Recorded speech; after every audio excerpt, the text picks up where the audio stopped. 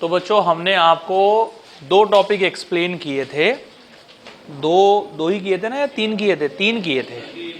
एक तो hydraulic brake मैंने एक्सप्लेन आपको किया था, एक हाइड्रोलिक लिफ्ट किया था, और एक फोर्स मल्टीप्लायर किया था।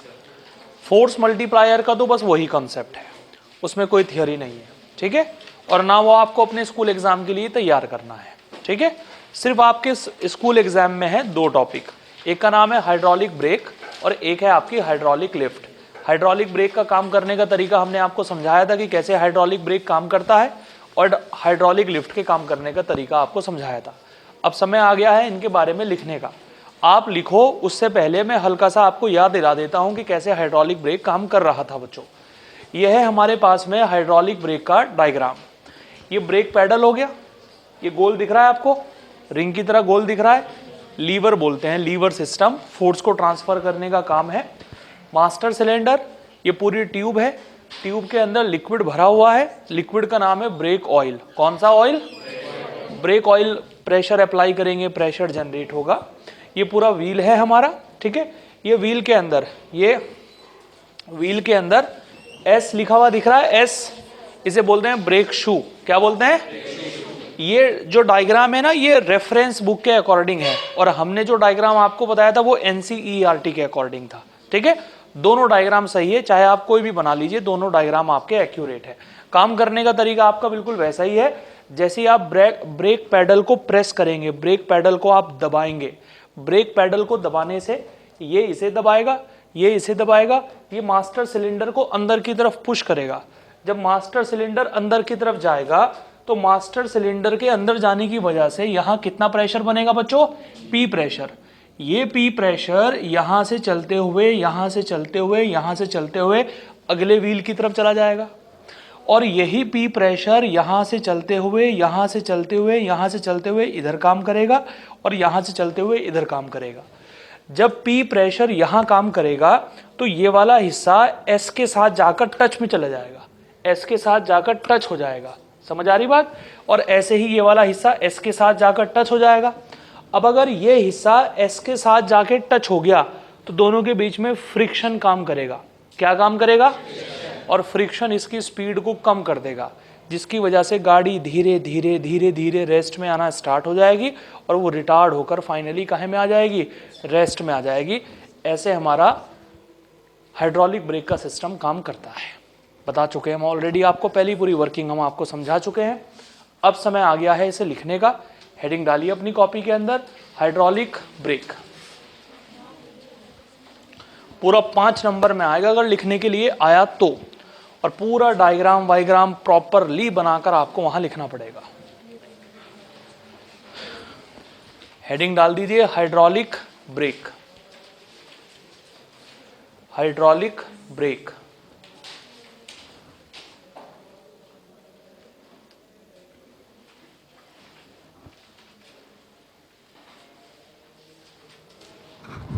देखो, क्या देख रहे हो? लिखना नहीं है, एज इट इज लिख दो बिल्कुल।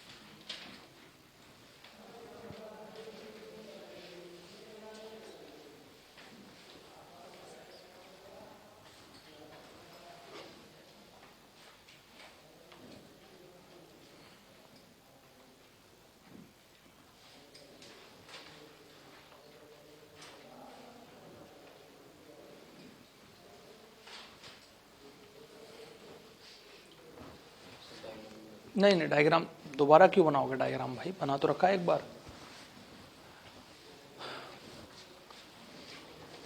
ओके बेटा,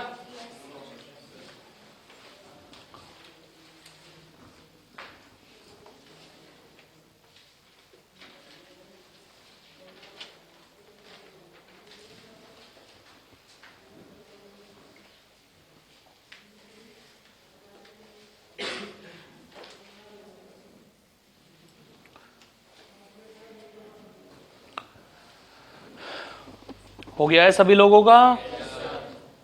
अब हम लिखेंगे इसकी वर्किंग। यह है बेटा इसकी वर्किंग, यानी इसके काम करने का तरीका। ठीक है, स्पेस नहीं बचा? कहीं ना कहीं तो लिखना पड़ेगा जरूर, क्योंकि ये 5 नंबर का क्वेश्चन है और वर्किंग लिखनी जरूरी है। तो ऐसा कर लेना कि कोई एडिशनली पेज पीछे से फाड़ के अपने यहाँ उस पर लिख लो और फिर यहाँ स्टेपल कर लेना उसे। ठीक है ना?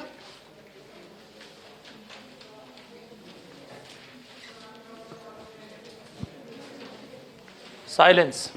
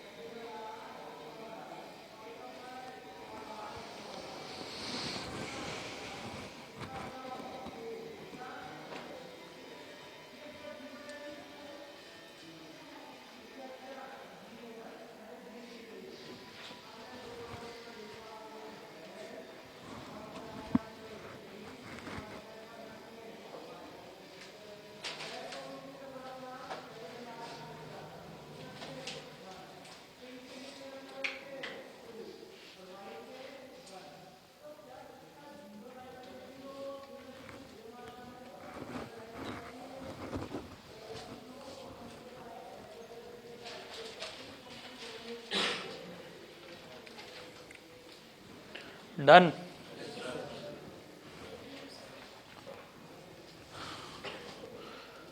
तो पूरा प्रोसेस हमने आपको समझा दिया है बच्चों। ये बता दीजिए कि समझ में आ गया है क्या सभी लोगों को? ठीक है। शुरुआत कहाँ से होगी? ब्रेक पैडल से। ब्रेक पैडल को क्या करोगे? प्रेस।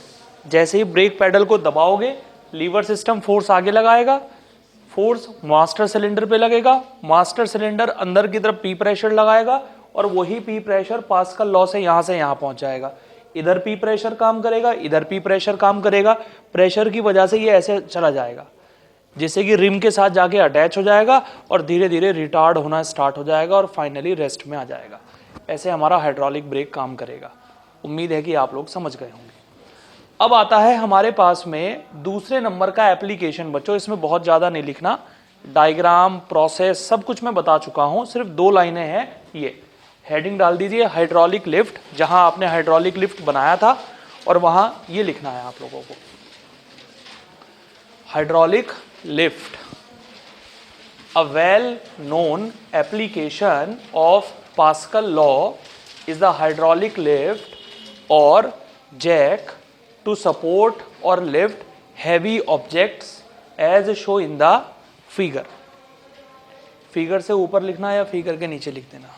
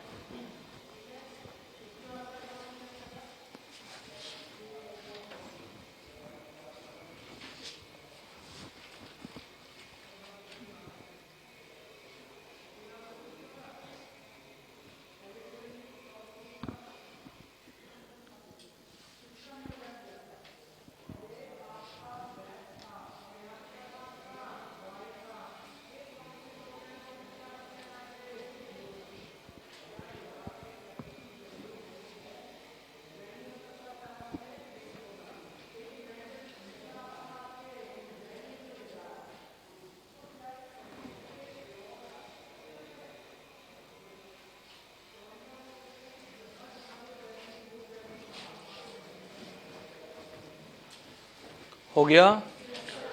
और यह है हमारे पास में हाइड्रोलिक लिफ्ट का डायग्राम, जो पहले भी मैंने आपको समझाया था। एक बार और आप देख लीजिए। देखो बेटा, ये तो है छोटे वाला पाइप, ठीक है, ये बड़े वाला पाइप है, लिम्ब बोलते हैं इसे, ठीक है। यह है हमारे पास में छोटे वाला पिस्टन। बताओ इस छोटे वाले पिस्टन पर हमने ऊपर से कितना फोर्स लगाया? एरिया कितना है? तो साहब प्रेशर की वैल्यू हो जाएगी फोर्स यानी F1 और एरिया यानी A1। इतना प्रेशर लगेगा बाहर से, F1 अपॉन A1 लगा इतना प्रेशर बाहर से। पास्कल लॉ से ये प्रेशर आगे बढ़ता जाएगा और आगे बढ़कर यहाँ से आगे बढ़ता जाएगा, आगे बढ़कर यहाँ अप्लाई होगा। बताओ होगा या नहीं होगा? यहाँ से आप इसे कहाँ दबाओगे? नीचे की तरफ। जैसे ही आप इसे नीचे की तरफ दबाओगे ये पी प्रेशर यहाँ से यहाँ पहुँच जाएगा। बताओ ये पिस्टन कहाँ जाना स्टार्ट कर देगा? ये पिस्टन ऊपर जाना स्टार्ट कर देगा। इस पिस्टन पर आपने एक गाड़ी को रख रखा है, गाड़ी क्या कर देगी? लिफ्ट होना स्टार्ट कर देगी ऊपर की तरफ। तो कुल मिलाकर हम ये कह सकते हैं कि साहब हाइड्रोलिक लिफ्ट पास्कल लॉ का ही एक एप्लीकेशन है। यहाँ हम लोग प्रेशर लगाएंगे इतना, तो यहाँ जो आउटपुट हम लोगों को मिलेगा ये भी इतना ही मिलेगा। फोर्स कितना हो जाएगा? एरिया कितना होगा? बस डायरेक्शन ऊपर की तरफ होगी। Pressure is equal to F2 upon A2। नहीं आया समझ में? तो यहाँ कितना प्रेशर है? F1 upon A1। और यहाँ कितना प्रेशर है? बताओ दोनों प्रेशर के बराबर है या नहीं है? तो क्या हो जाएगा हमारे पास में? F1 upon A1 is equal to F2 upon, ये वैल्यू हमारे पास में बन जाएगी। F1 upon A1 is equal to F2 upon, बताओ बनेगा या नहीं बनेगा? F1 क्या है? यहाँ काम करने वाला फोर्स है बेटा। F2 कहाँ है? यहाँ काम करने वाला फोर्स। A1 कौन सा है? यहाँ का एरिया क्या है? A1। और A2 क्या है? यहाँ का एरिया आपका A2 कहलाएगा। ये पास्कल लॉ पर काम करने वाली डिवाइस है। सिंपल, पढ़ रखा है हम लोगों ने पहले भी इसे। बताओ बन जाएगा या नहीं बन जाएगा? ये सारी कंडीशंस हम लोगों ने लिख रखी हैं, तो दोबारा से लिखने की ज़रूरत नहीं है। अब 2 डिवाइसेस हम लोगों ने फाइनल कर दी है और उन्हें हमने लिख भी लिया है। एक तो है हाइड्रोलिक ब्रेक और एक है हाइड्रोलिक लिफ्ट। अगर इनका थ्योरी नहीं आएगी तो हाइड्रोलिक लिफ्ट के ऊपर न्यूमेरिकल आएगा। समझ आ रही बात? पहली बात तो चांसेस ये है कि हाइड्रोलिक लिफ्ट या हाइड्रोलिक ब्रेक में से कोई एक 3 नंबर में या 5 नंबर में आप लोगों से पूछा जाए, और अगर थ्योरी नहीं आएगी तो हाइड्रोलिक लिफ्ट के ऊपर प्रॉब्लम आएगी। इसी पीडीएफ में मैंने आगे कुछ क्वेश्चंस भी डाले हुए हैं एनसीईआरटी के, जो हम लोग डिस्कस करेंगे। ठीक है, अब हम बढ़ जाते हैं अगले टॉपिक पर। इसके बाद जो हमने टॉपिक पढ़ा था बच्चों प्रीवियस क्लास में, उसका नाम था फोर्स मल्टीप्लायर। फोर्स मल्टी वो हमने पढ़ लिया, उसे भी हम खत्म कर देते हैं। अब इसके बाद चौथा एप्लीकेशन हमारे पास में आता है, चौथा एप्लीकेशन पास्कल लॉ का, जिसका नाम है मर्क्यूरी बैरोमीटर। लिखो अपनी कॉपी के अंदर heading, mercury barometer. Mercury barometer,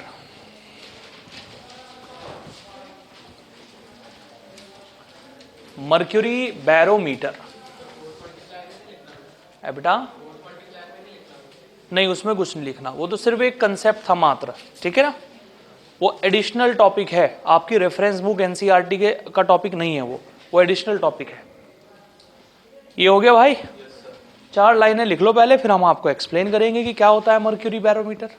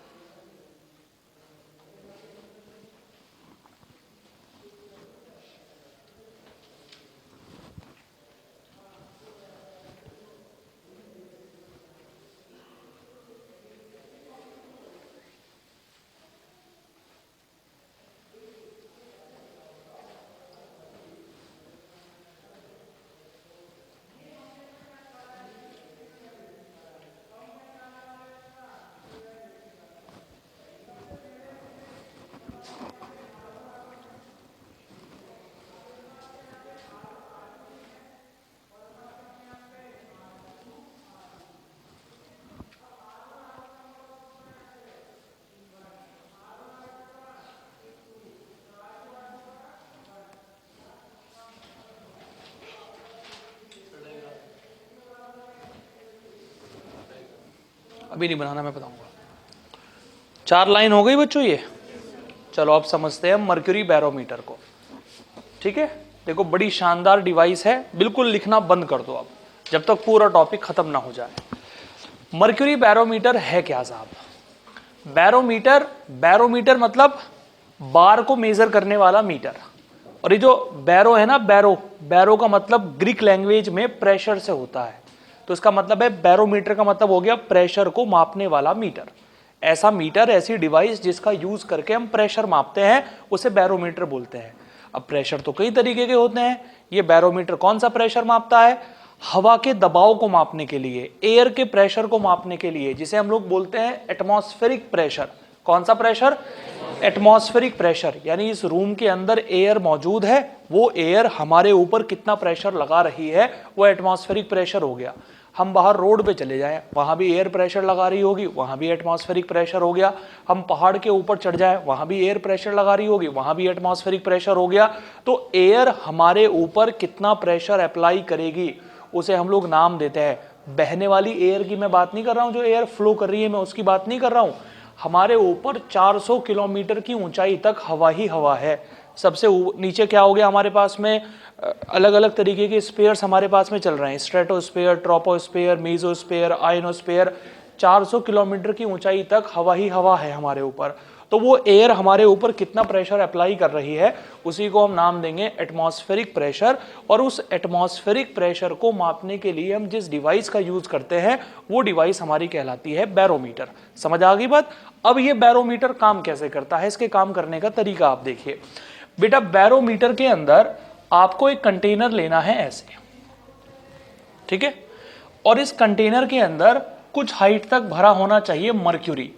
अब वो कितना मर्क्यूरी होना चाहिए उसके लिए कुछ स्पेसिफिक डेटा नहीं है, 1 लीटर 2 लीटर 3 लीटर 4 लीटर बस होना चाहिए, थोड़ा सा मर्क्यूरी इसके अंदर होना चाहिए, कुछ ऐसा फिक्स नहीं है कि भाई इतना मर्क्यूरी आप लोगों को भरना है। ये एक हमने कंटेनर ले लिया और इसके अंदर मर्क्यूरी को भर दिया। अच्छा, कंटेनर के बगल में हमें एक ट्यूब लेनी है बच्चों, ऐसे इस ट्यूब की जो लंबाई होनी चाहिए यहाँ से यहाँ तक की, ये होनी चाहिए 1 मीटर। कितनी होनी चाहिए? ओके। और ट्यूब के अंदर भी हमें भर देना है मर्क्यूरी। क्या भर देना है बच्चों? ट्यूब के अंदर भी हमें डाल देना है मर्क्यूरी। ये हमने ट्यूब के अंदर मर्क्यूरी डाल दिया है, ठीक है। एक तो है हमारे पास में कंटेनर जिसके अंदर भरा हुआ है मर्क्यूरी, एक है हमारे पास में ट्यूब, ट्यूब की लंबाई है हमारे पास में 1 मीटर। बोलो इतना समझ में आया या नहीं आया? अब आपको क्या करना है, इस ट्यूब को उल्टा करके, इन्वर्ट करके कंटेनर के अंदर रख देना है। ये ट्यूब ऐसे है, मरकरी से भरी हुई है, इस ट्यूब को ऐसे उल्टा करके मर्क्यूरी वाली कंटेनर के अंदर रख देना है। अगर मैं इस ट्यूब को उल्टा करके ऐसे मर्क्यूरी वाले कंटेनर में रख दूंगा तो क्या होगा, जरा ध्यान से देखिएगा। ऐसे ट्यूब को उल्टा करके मैंने ऐसे कंटेनर में रख दिया बेटा। अब बताओ ट्यूब के अंदर से मर्क्यूरी निकलकर भागेगा या नहीं भागेगा? कहाँ है, कहाँ भागेगा निकलकर? यहां से निकलकर कहाँ जाएगा? ऐसे कंटेनर में आ जाएगा। नहीं समझ में आया? First step clear, second step clear, third step उस ट्यूब की लंबाई कितनी है, उल्टा करके कंटेनर में रख दिया। जब उल्टा करके कंटेनर में रखेंगे तो यहां से मर्क्यूरी बाहर निकलकर भागेगा। अब मुझे एक बात बताइए आप लोग बेटा, यहां क्या है, यहां इस जगह क्या है? तो एयर इसके सरफेस पर प्रेशर लगा रही होगी, एयर की वजह से जो प्रेशर लगता है इसका नाम क्या है? पीए, एटमॉस्फेरिक प्रेशर बोलते हैं इसे। क्या बोलते हैं?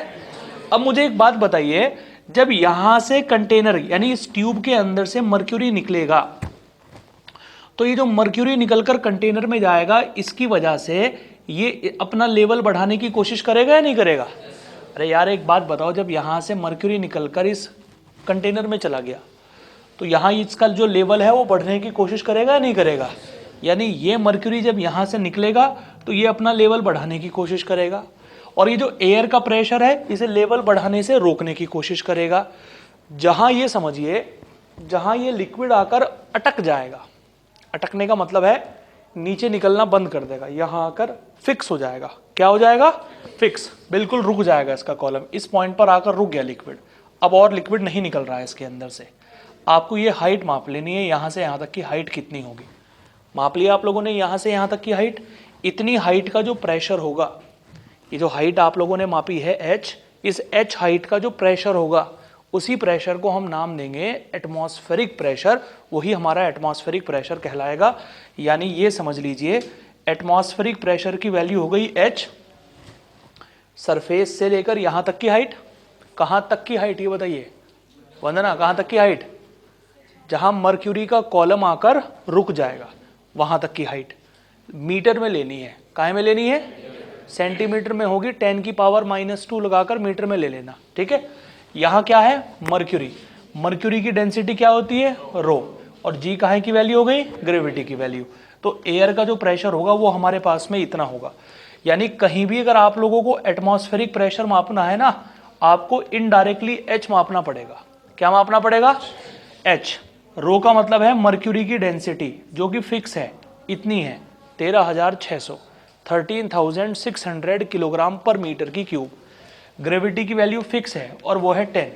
अब ये जब बर्तन सा लेकर आप अलग अलग जगह घूमेंगे ना, अभी आप रूम में हो यहाँ पर, तो आप रूम में क्या एक्सपेरिमेंट है आपकी सेकंड बुक के अंदर, ये आपकी लैब मैनुअल के अंदर ये एक्सपेरिमेंट है पूरा का पूरा। जब आप एक्सपेरिमेंट करोगे ना तो एक चीज़ का ध्यान रखना है, जब आप इस रूम के अंदर हो तो आपको देखना है कि ये लिक्विड कहाँ आकर रुक गया। ये हाइट माप लेनी है आप लोगों को। माप लिया आप लोगों ने ये हाइट। फिर ये कंटेनर से लेकर आप बाहर चले गए रोड पर, हयात के सामने आप चले गए, वहां आपने देखा कि ये कहाँ आकर रुक गया, मानो कि इतने पर आकर रुक गया। समझ आ रही बात? ये हाइट आपको देख लेनी है। फिर आप किसी छत के ऊपर चढ़ गए, समझ आ रही बात, वहां यहाँ आकर रुका, तो ये हाइट आपको देख लेनी है। बस इस हाइट को यहाँ रखना है, इन सब से मल्टीप्लाई करनी है, एयर का प्रेशर आप लोगों का कैलकुलेट हो जाएगा। इस डिवाइस का नाम है मर्क्यूरी बैरोमीटर। मैं और बातें इसके बारे में आपको बताऊं उससे पहले इतना समझ में आना बहुत ज़रूरी है। First step, container clear?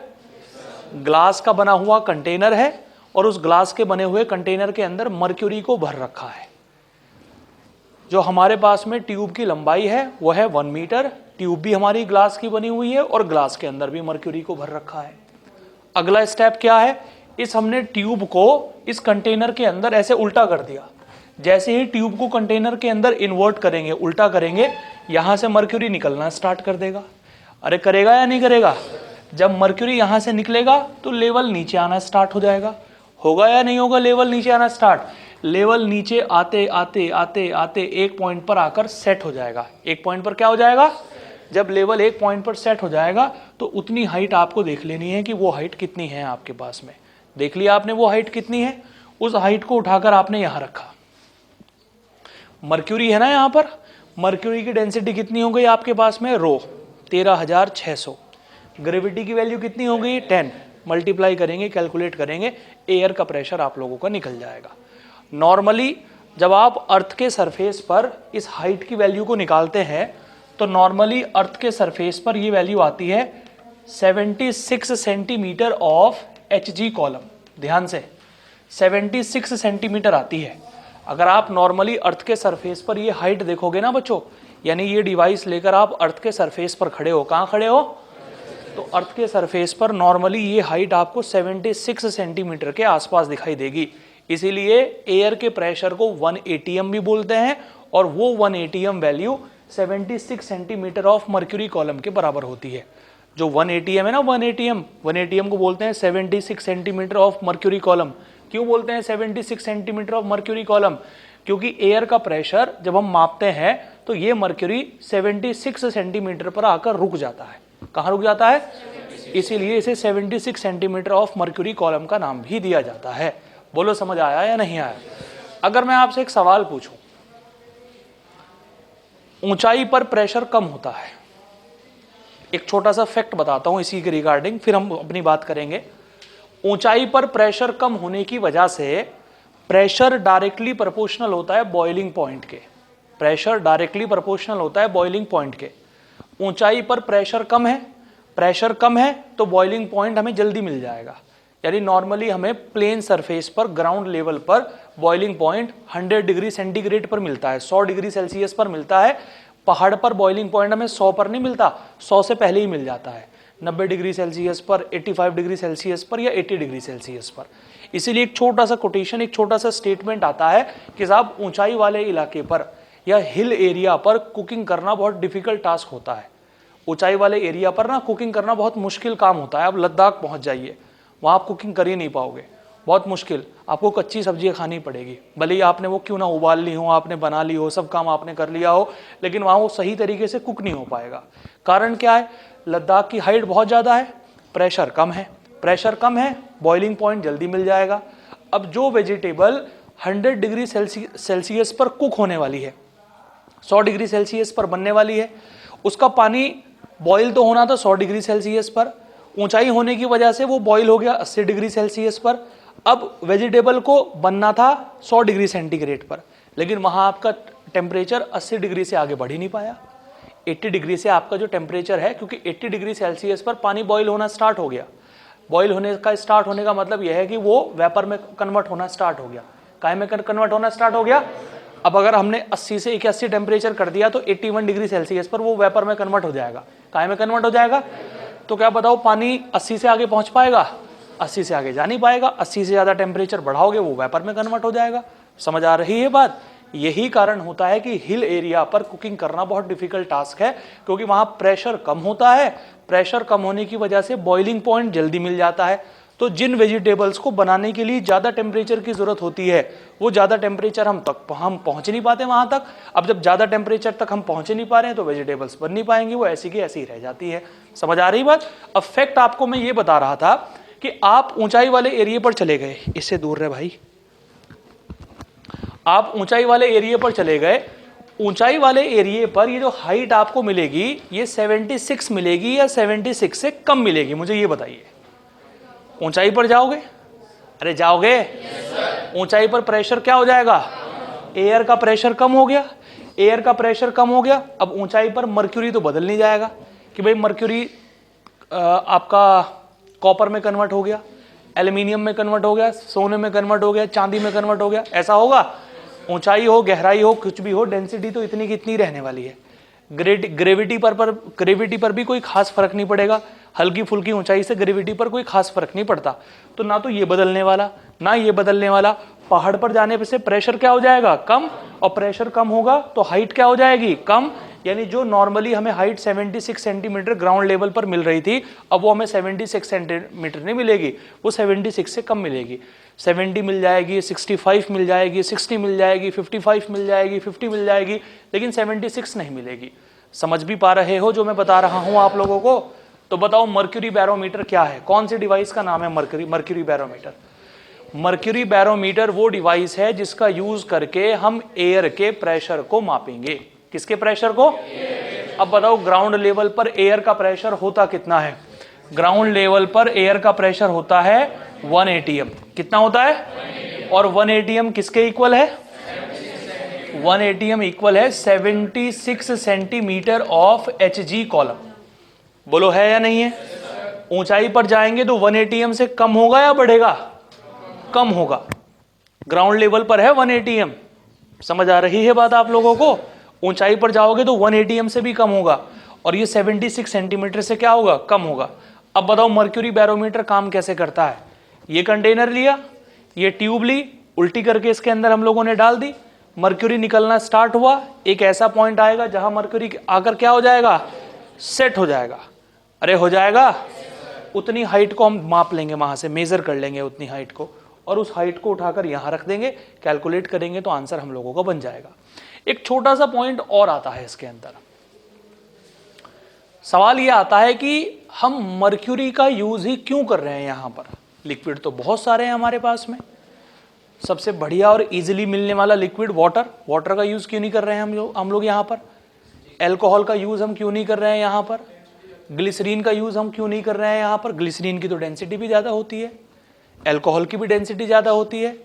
शहद का यूज क्यों नहीं कर रहे हैं, जिसे हनी बोलते हैं, उसका यूज हम लोग क्यों नहीं कर रहे हैं यहां पर? उसकी डेंसिटी और ज्यादा होती है। समझ आ रही बात? तो मर्क्यूरी के अंदर कुछ खास प्रॉपर्टीज होती हैं। मर्क्यूरी एक बहुत ही स्पेशल मटेरियल है बच्चों। मतलब ये समझ लो कि मर्क्यूरी ऐसा मटेरियल है जो करोड़ों में एक बार मिलता है। बहुत बहुत शानदार प्रॉपर्टीज हैं इसके अंदर। इसीलिए मर्क्यूरी थर्मोमीटर, जो फीवर मापते हो ना आप लोग, वहां भी मर्क्यूरी का यूज करते हैं, पारे का, और बहुत डिवाइसेस के अंदर मर्क्यूरी का ही यूज करते हैं। सबसे शानदार प्रॉपर्टी जो मर्क्यूरी के अंदर है वो ये है कि मर्क्यूरी किसी भी कंटेनर की दीवार के साथ में चिपकता नहीं है। यानी जैसे आपने इस ग्लास की ट्यूब के अंदर मर्क्यूरी भर दिया ना, जब आप इसे उल्टा करके रखोगे तो मर्क्यूरी पूरी तरीके से खाली हो जाएगा। मर्क्यूरी का कोई भी पोर्शन, कोई भी एटम, कोई भी मॉलिक्यूल यहां इसके साथ टच में नहीं होगा। समझ आ रही बात आप लोगों को? मर्क्यूरी कंटेनर की वॉल के साथ में स्टिक नहीं होता है, चिपकता नहीं है। ये सबसे खास प्रॉपर्टी होती है इसकी। समझ आ रही बात? दूसरी बात, मर्क्यूरी की डेंसिटी बहुत आइडियल है, बहुत आइडियल डेंसिटी है। इन्हीं दो प्रॉपर्टीज की वजह से हम ज्यादातर डिवाइसेस बनाने के लिए मर्क्यूरी का यूज करते हैं। अब इसमें क्वेश्चन आता है, जब हम मर्क्यूरी का यूज यहां कर रहे हैं तो पानी भी लगभग मर्क्यूरी जैसा ही होता है, वो भी दीवार के साथ में चिपकता नहीं है। चिपकता भी है तो फिर नीचे आ जाता है कुछ देर के बाद में। अगर मैं यहां मर्क्यूरी को रिप्लेस कर दूं वाटर से, कहां से रिप्लेस कर दूं? तो इस बैरोमीटर का नाम बन जाएगा वाटर बैरोमीटर। क्या बन जाएगा? अगर मैंने मर्क्यूरी को रिप्लेस कर दिया पानी से तो इस डिवाइस का नाम बन जाएगा वाटर बैरोमीटर। क्या मेरी बात समझ पा रहे हो आप लोग? तो बताइए वाटर बैरोमीटर और मर्क्यूरी बैरोमीटर में क्या खासा डिफरेंस आपको नजर आएगा? किसकी हाइट भाई? अगर हम लोग यहां वाटर ले लें तो वाटर लेने पर ये जो ट्यूब आपको दिख रही है ना, ये जो 1 मीटर की ट्यूब से आपका काम चल रहा था, फिर 1 मीटर की ट्यूब से आपका काम नहीं चलेगा, क्योंकि पानी की जो डेंसिटी है वो लगभग 10 गुना कम है मर्क्यूरी से। पानी की जो डेंसिटी है वो लगभग 10 गुना कम है मर्क्यूरी से। फिर आप लोगों को ज्यादा ऊंचाई की ट्यूब लेनी पड़ेगी, ज्यादा हाइट की ट्यूब आपको लेनी पड़ेगी। अगर मैं मर्क्यूरी को वाटर से रिप्लेस कर दूं, मर्क्यूरी को कहाँ से रिप्लेस कर दूं? तब आपको ये जो ट्यूब लेनी पड़ेगी, इसकी हाइट रहेगी 10.2 मीटर, 10.2 मीटर की ट्यूब आपको लेनी पड़ेगी। मर्क्यूरी में जो आप 1 मीटर की ट्यूब ले रहे थे ना, वो आपको वाटर में 10.2 मीटर, 10.2 मीटर का मतलब है 3 मंजिला इमारत के बराबर आपको ग्लास की ट्यूब लेनी पड़ेगी। अब बताओ प्रैक्टिकली पॉसिबल है क्या? छोटे से कंटेनर में 3 मंजिला इमारत के बराबर ग्लास की ट्यूब आप रखे फिर रहे हो, वहां पर पॉसिबल तो नहीं है ना। इसीलिए हम ज्यादा सिर्फ वाटर बैरोमीटर किताबी तौर पर पॉसिबल है, प्रैक्टिकल में पॉसिबल नहीं है, क्योंकि बहुत बड़ी ट्यूब बैठ जाती है और बड़ी ट्यूब होने की वजह से हम उसका यूज नहीं कर पाएंगे। समझ में आ गई बात? तो ये हो गई डिवाइस हमारे पास में बैरोमीटर। क्लियर? Any doubt? अब हम करेंगे इसके ऊपर कुछ क्वेश्चंस। आपको सिर्फ एक काम करना है, ये डिवाइस, ये वाला डायग्राम बनाना है, सिर्फ ये वाला, ठीक है, और ये लिख लेना है इसके नीचे, और कुछ नहीं करना।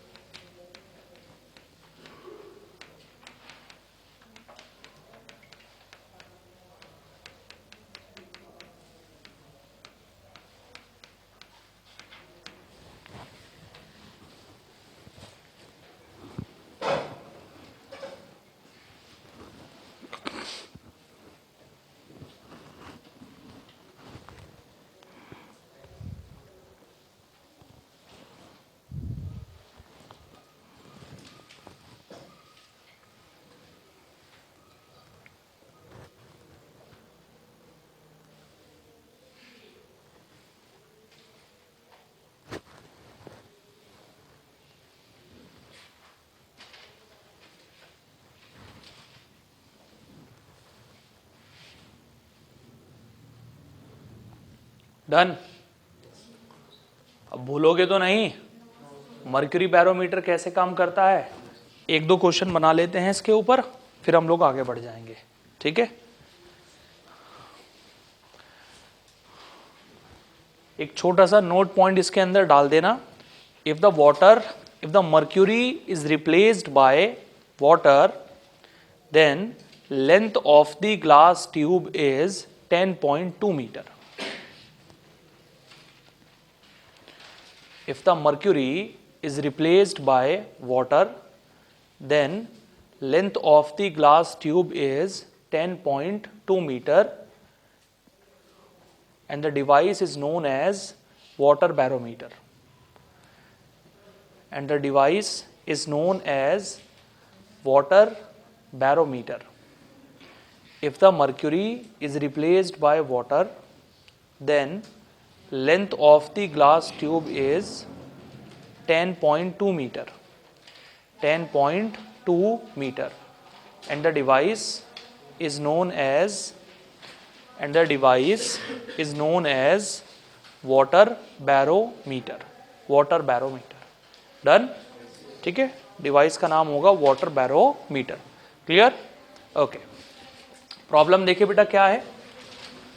नंबर 1 प्रॉब्लम ये है साहब, डायग्राम बना हुआ है आपके सामने। सबसे ऊंची बिल्डिंग कहाँ है भाई? हाँ? सच में? वहां नहीं है? कहाँ? जापान में? शायद का क्या मतलब है भाई? मैंने तो बहुत कुछ बताया तुम्हें यार, मेरी बात तुम याद रखते कहाँ हो?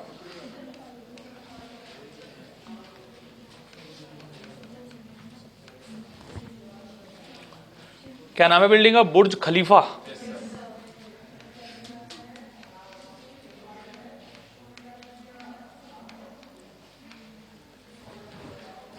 लो भैया, ये समझ लीजिए कि आप हो, एक सैटेलाइट होती है जिसका नाम होता है पोलर सैटेलाइट। उस पोलर सैटेलाइट का काम होता है वेदर की जांच करना, सही मायने में, ठीक है। जंगल कहाँ खत्म हो रहे हैं ये तो कहने की बात होती है, सही मायने में तो स्पाई सैटेलाइट होती है, वो जासूसी सैटेलाइट होती है, ठीक है। नहीं, ये तो गवर्नमेंट सिर्फ नाम दे देती है कि साहब हमने ये सैटेलाइट इसलिए भेजी है जिससे कि हम अपनी फसल की जांच कर सके। लेकिन फसल की जांच कोई नहीं करता है, सबको पता है काहे की जांच होती है, ठीक है। जांच तो बॉर्डर की होती है, ठीक। पिक्चर्स में आप लोगों ने देखा भी होगा, वो देखा आप लोगों ने परमाणु करके नई मूवी आई थी, वो जहाँ वो बॉम्ब का पूरा एक्सपेरिमेंट वगैरह करते थे, तो अमेरिका की सैटेलाइट हर 3-4 घंटे में आकर वहाँ के फ़ोटो क्लिक कर लेती थी। पहले 6 घंटे में, फिर 3 घंटे में उन लोगों ने कर दिया था। वो पोलर सैटेलाइट होती है, उसकी स्पीड सब कुछ हमारे कंट्रोल में होती है, जितनी हम चाहें बढ़ा सकते हैं, जितनी हम चाहें घटा सकते हैं, पाथ उसका रास्ता जैसा चाहे हम वैसा कर सकते हैं, ठीक है। तो ये समझ लो कि आप जो है वो एक मर्क्यूरी बैरोमीटर लेकर ऐसे ही एक सैटेलाइट पर पहुंच गए। उस सैटेलाइट में आपको मर्क्यूरी कॉलम की जो हाइट दिखाई दे रही है वो है 40 सेंटीमीटर। कितने सेंटीमीटर? तो आपको बताना है कि एयर का प्रेशर कितना है उस सैटेलाइट में, उस सैटेलाइट के अंदर एयर का प्रेशर कितना है ये आप लोगों को बताना है। समझ आ गई बात? ठीक है, चलिए बताइए एयर का प्रेशर कितना होगा। अब जस्ट हमने आपको फॉर्मूला बताया एयर के प्रेशर का। क्या बताया फॉर्मूला? H रो G। बस इतना ध्यान रखना कि ये बैरोमीटर असल में मर्क्यूरी ही है या कोई और सा है। ऐसा भी हो सकता है कि एल्कोहल बैरोमीटर हो जाए। एल्कोहल बैरोमीटर में आप डेंसिटी की जगह एल्कोहल का यूज करेंगे, ग्रेविटी की जगह 10 का यूज करेंगे, हाइट की जगह ये वाली वैल्यू का यूज करेंगे। ये अभी मर्क्यूरी बैरोमीटर है। कौन सा बैरोमीटर है? चलिए साहब देखते हैं एयर का प्रेशर कितना निकल कर आएगा। हाइट बताइए भाई कितनी है हमारे पास में? 40, और काहे में है? 10 की पावर -2 मीटर। सेंटीमीटर को मीटर में बदल दिया। डेंसिटी हो गई 13,600 और ग्रेविटी की वैल्यू हो गई हमारे पास में 10। हो गई ग्रेविटी की वैल्यू 10। ये 2 0 से ये 10 की power -2 cancel out. So pressure of air is equal to 136 multiply by 4। एक जीरो यहाँ है, एक जीरो यहाँ है, तो ये कितना हो गया? 10 की पावर 2 पास्कल। लो बेटा 136 की बस 4 से मल्टीप्लाई कर लेना, आंसर आ जाएगा आप लोगों का। कर पाओगे मल्टीप्लाई? 136 की मल्टीप्लाई 4 से करोगे, साथ में होगा 10 की पावर 2 पास्कल। इतना प्रेशर हमारे पास में होने वाला है। अब एटीएम में अगर निकालना है तो आपको क्या करना पड़ेगा? ये जो वैल्यू निकल कर आएगी ना आपके पास में, इसे आपको डिवाइड करना पड़ेगा 1.013 इंटू 10 की पावर 5 से। एक एटीएम में इतने पास्कल होता है। जब इससे आप डिवाइड करोगे तो आपका आंसर एटीएम में निकलेगा। क्लियर हो गई बात? ठीक है, ओके। चलो एक छोटा सा फैक्ट और बताते हैं प्रेशर से रिलेटेड आप लोगों को।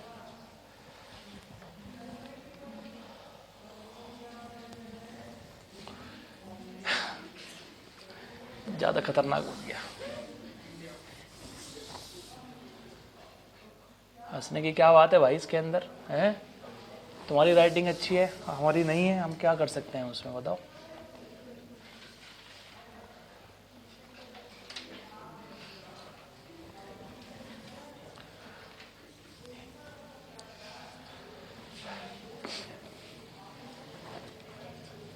राष्ट्रीय गान सबने पढ़ रखा है? ओके। राष्ट्रीय गान में एक शब्द आता है, पूरे भारत के नाम बताते हैं जहां पर आता है। कहां से आता है बताओ? गुजरात से आता है, पंजाब से आता है गधे। स्कूल गया भी है कभी?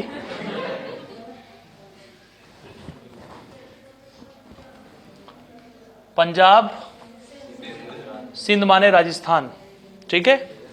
पंजाब, सिंध, गुजरात, मराठा, द्राविड़, ये जो नीचे का एरिया है ना, तमिलनाडु और कर्नाटका और केरला, ये सब द्राविड़ का हिस्सा होता है, ठीक है।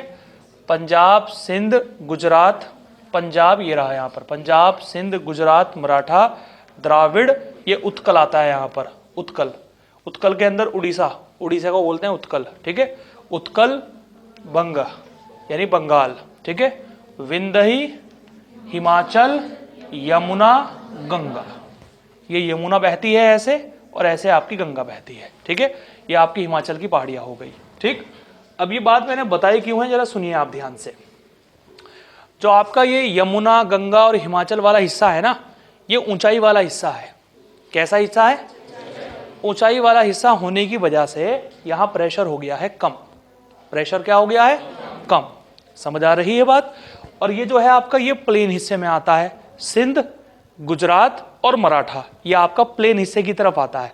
अब प्लेन हिस्सा होने की वजह से यहां प्रेशर हो गया है ज्यादा। प्रेशर क्या हो गया है। अब हवा का जो बहाव होता है यानी एयर का जो फ्लो होता है वो हमेशा high pressure to low pressure होता है। हाई प्रेशर टू क्या होता है, इधर का प्रेशर हो गया है हाई और इधर का प्रेशर कैसा हो गया है। अब हवा का जो बहाव होगा वो high pressure to low pressure होगा। समझ आ रही बात। इधर हो गया हमारे पास में अरेबियन सी, हो गया अरेबियन सी। नीचे कौन सा ओशियन हो गया, इंडियन। जब अरेबियन सी से हवा यहां चलती है और इंडियन ओशियन से हवा यहां चलती है तो जब वो एयर अपने साथ में लिक्विड लेकर आती है ना, यानी पानी लेकर आती है, वो हवाएं जब अपने साथ में पानी लेकर आती है तो दोनों के टकराव से एक ऐसा जोन बन जाता है जिस जोन के अंदर प्रेशर की वैल्यू बहुत कम हो जाती है।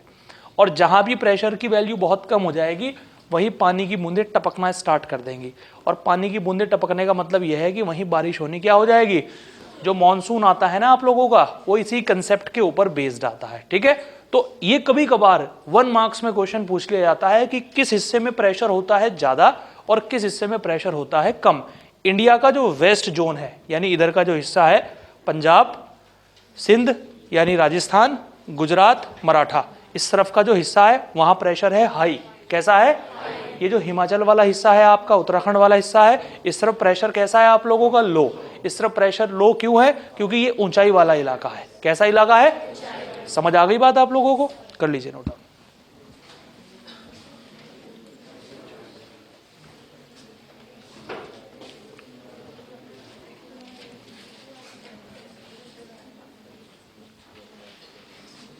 बातें नहीं,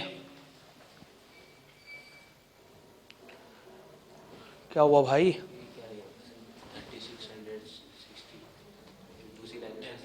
10 ग्रेविटी की वैल्यू 10।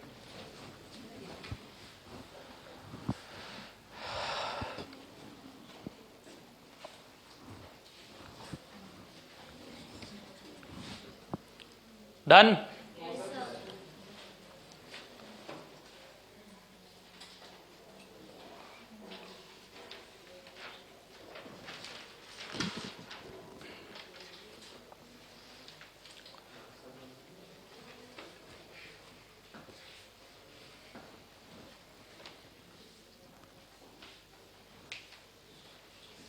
एक प्रॉब्लम लिख रहा हूं, ट्राई करके लाना अपने आप, ठीक है।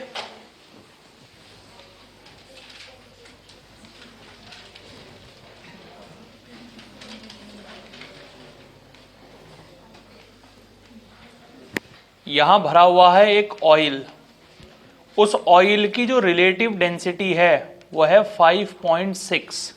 देखते हैं कि कितनी बुद्धि काम करती है तुम्हारी। और जब लिक्विड इसके अंदर से निकलना स्टार्ट हुआ तो वो ऑयल इतनी हाइट पर आकर रुक गया।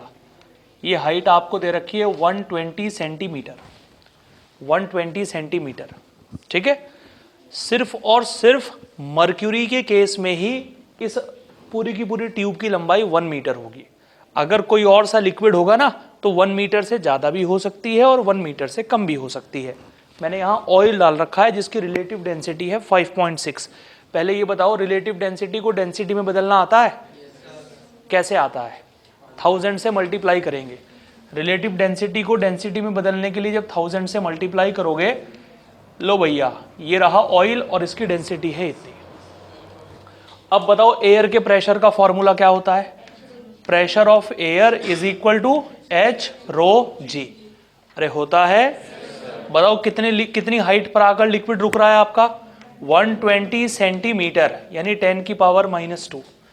डेंसिटी कितनी हो गई आपके पास में? 5600। ग्रेविटी की वैल्यू हो गई 10। डिवाइड कर देना, एटीएम में निकालना है आपको आंसर। काहे में निकालना है?